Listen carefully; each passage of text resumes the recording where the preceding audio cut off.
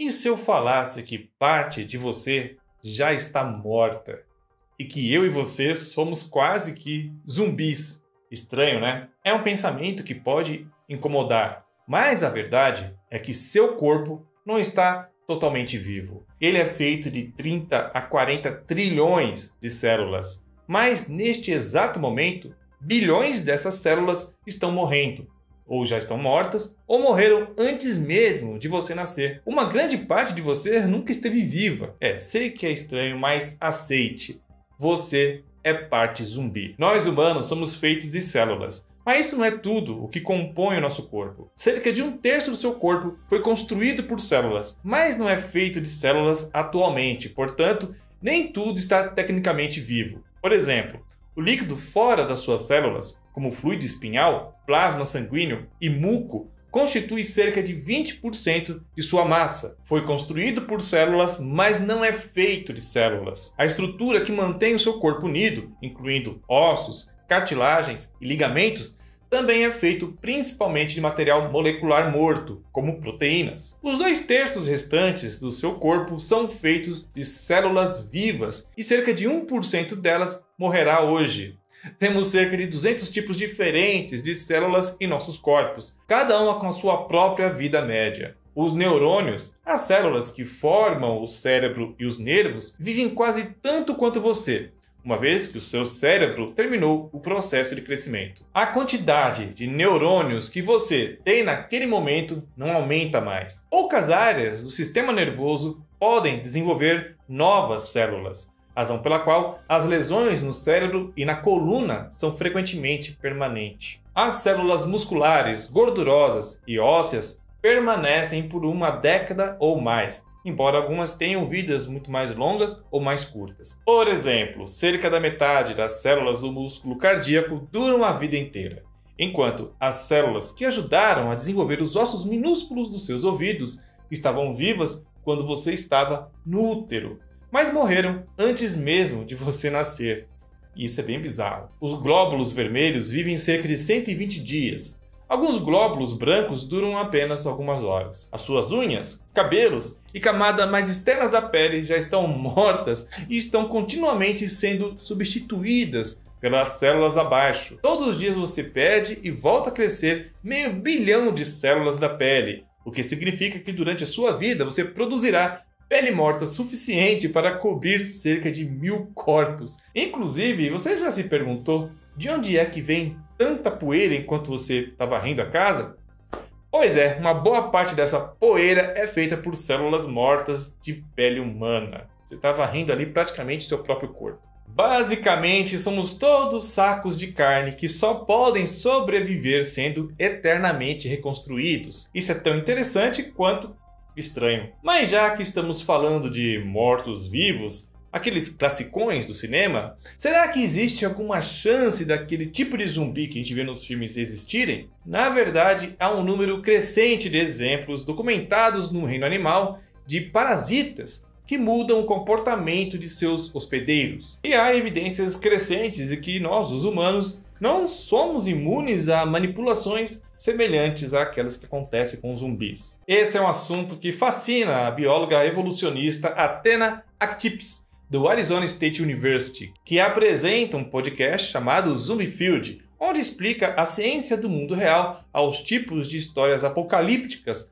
popularizadas pela primeira vez pelo cineasta Jorge Romero na década de 1960, e agora é um gênero de terror bem consolidado. Actips diz que boa parte das espécies que conhecemos na Terra são parasitas. Um exemplo é o fungo Ophiocordyceps, que libera esporos que infectam o corpo da formiga carpinteira, permitindo ao fungo assumir a atividade locomotora do inseto. Eventualmente, ele mata o seu hospedeiro, forçando-o a deixar sua colônia e morder um pedaço de vegetação ao qual fica grudado como resultado de uma infecção semelhante ao tétano. Essa infecção força a formiga a manter suas mandíbulas fechadas, parecendo até uma daquelas armadilhas de jogos mortais. Depois disso, o fungo parasita sai de dentro da cabeça do seu hospedeiro com um crescimento semelhante a um cogumelo denominado estroma. Isso também me lembra aquele filme Alien, naquela cena que o alienígena sai de dentro da barriga de uma pessoa. Bom, à noite, quando as formigas não infectadas estão forrageando, esse crescimento lança mais esporos infecciosos e o ciclo de 2 a 3 semanas se repete. Charisse Becker, professora assistente de biologia na Universidade da Flórida, explica que estamos totalmente convencidos de que o comportamento que as formigas mostram são todos benéficos para o fungo. Uma curiosidade é que o jogo The Last of Us, que vai virar até uma série de TV em breve, utilizou fungos parecidos com esses para criar seus zumbis humanos. Outro exemplo entre os insetos vem de 2 espécies diferentes de vespas, a vespa da galha da cripta e a vespa parasitoide guardiã da cripta. Kelly Wenner-Smith, professora de biologia na Rice University, que faz parte da equipe que fez a descoberta, diz que uma vespa de galha da cripta saudável amadurece dentro de um compartimento formado em um carvalho chamado de cripta. Eventualmente, a larva cresce e vai mastigando ali o seu caminho para fora da árvore. Mas quando o parasitoide encontra larvas de vespa da galha da cripta, ele põe seu próprio ovo na cripta. Então, o parasita manipula o hospedeiro para mastigar um buraco que é muito pequeno para escapar, de forma que ele só consegue colocar a cabeça para fora. Segundo Wenner-Smith, depois de ficarem presos lá, o parasitoide se alimenta das vespas da cripta por dentro. Quando o parasitoide acaba de se desenvolver, ele mastiga um buraco na cabeça do hospedeiro e sai pela cabeça. É tudo muito assustador. Enquanto nós, os humanos, se você acha que nada assim poderia acontecer com os humanos, acho melhor rever aí a sua opinião. O parasita unicelular Toxoplasma gondii, que causa a doença de toxoplasmose, pode ter infectado cerca de 40 milhões de americanos, de acordo com o Centro de Controle e Prevenção de Doenças dos Estados Unidos. O parasita, de alguma forma, evoluiu para fazer ratos se atraírem com o cheiro de urina de gatos. Então o rato vai até algum gato e se aconchega lá perto dele para depois ser comido, completando assim o ciclo de vida do Toxoplasma. A Archetypes diz que se isso daí não for um exemplo de zumbificação, então ela não sabe o que é. Nossa, bizarro, né? Esse vírus aí faz o rato ir em direção do gato para ser mordido, engolido por ele e completar o ciclo de contaminação. Que doido. As pessoas podem ser infectadas ao comer carne mal passada ou através de seus gatos de estimação, especialmente ao limpar suas caixas de areia. Alguns estudos relatam uma associação entre a infecção cerebral do parasita e traços de personalidade, como correr riscos e agressão, embora algumas pesquisas tenham contestado essas descobertas. Já a raiva, da mesma forma, torna os animais e pessoas mais agressivos e, em alguns casos, torna os humanos extremamente excitados sexualmente. Há até evidências crescentes de que as bactérias em nosso intestino mudam as nossas emoções e comportamento, incluindo até o que queremos comer. Assunto de outro artigo de autoria recente de Archetypes. Mas aqueles zumbis do cinema são cientificamente irreais, pois cadáveres se deterioram rapidamente, o que significa que as enormes multidões de mortos-vivos cambaleantes vistos em Walking Dead, por exemplo, rapidamente se tornariam incapacitados conforme sua carne e músculos se desintegrassem em alguns dias ou em algumas semanas,